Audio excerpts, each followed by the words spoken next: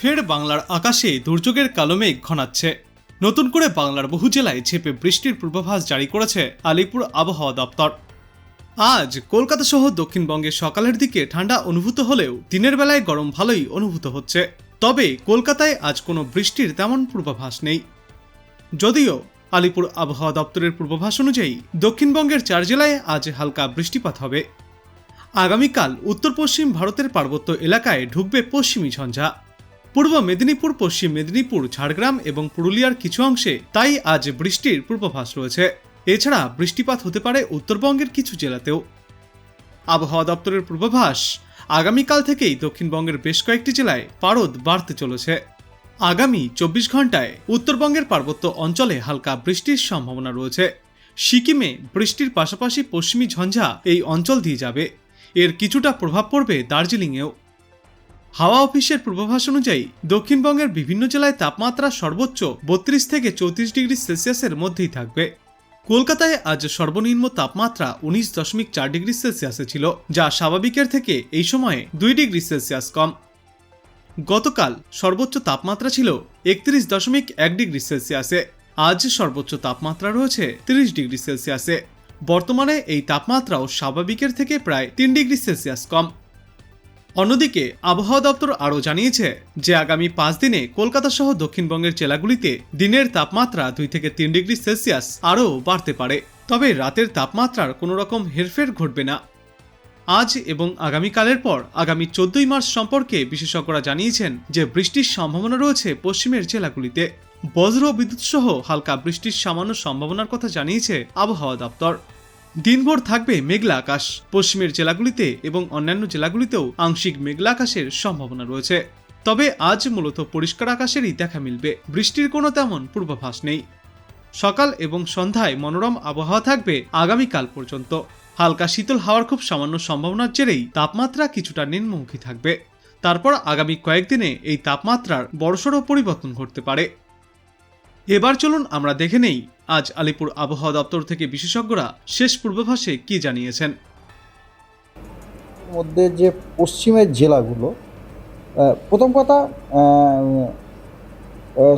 কথা আপনার প্রথম দিন, দ্বিতীয় দিন, তৃতীয় দিন, এই কটা দিনে পশ্চিমবঙ্গের কোনো জেলাতেই বৃষ্টির কোনো সম্ভাবনা নেই, শুষ্ক থাকবে।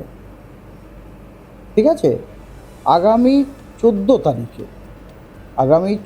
তারিখে আপনার গাঙ্গেয় পশ্চিমবঙ্গের পশ্চিম দিকে একটা সাইসার ডেভেলপ করছে।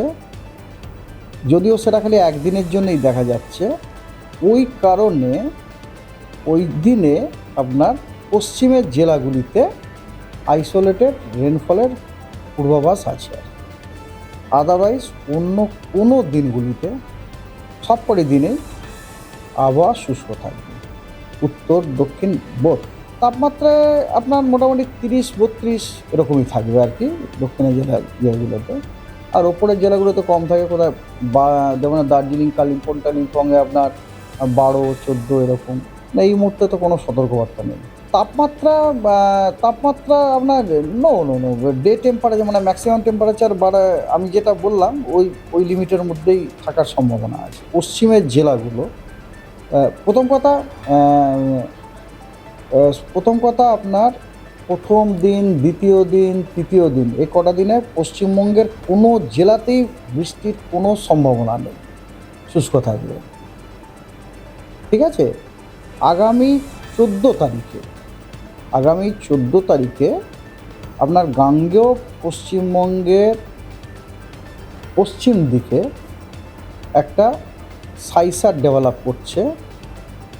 যদিও সেটা খালি একদিনের জন্যই দেখা যাচ্ছে। ওই কারণে ওই দিনে আপনার পশ্চিমের জেলাগুলিতে আইসোলেটেড রেনফলের পূর্বাভাস আছে।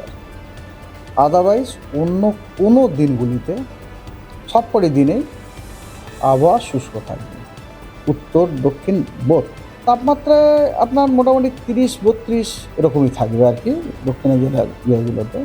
আর ওপরের জেলাগুলোতে কম থাকে, কোথায় যেমন দার্জিলিং, কালিম্পংয়ে আপনার 12-14 এরকম। এই মুহূর্তে তো কোনো সতর্কবার্তা নেই। তাপমাত্রা আপনার নো ডে টেম্পারেচার মানে ম্যাক্সিমাম টেম্পারেচার আমি যেটা বললাম ওই লিমিটের মধ্যেই থাকার সম্ভাবনা আছে। তো আপনি কোথা থেকে দেখছেন এই আবহাওয়ার পূর্বাভাস এবং সেখানে কেমন রয়েছে আবহাওয়া অবশ্যই কমেন্ট করে জানাবেন। ভিডিওটায় একটা লাইক করবেন আর পরবর্তীতে এমনই গুরুত্বপূর্ণ খবরগুলিকে সবার আগে দেখতে চ্যানেলটাকে সাবস্ক্রাইব করবেন। ধন্যবাদ।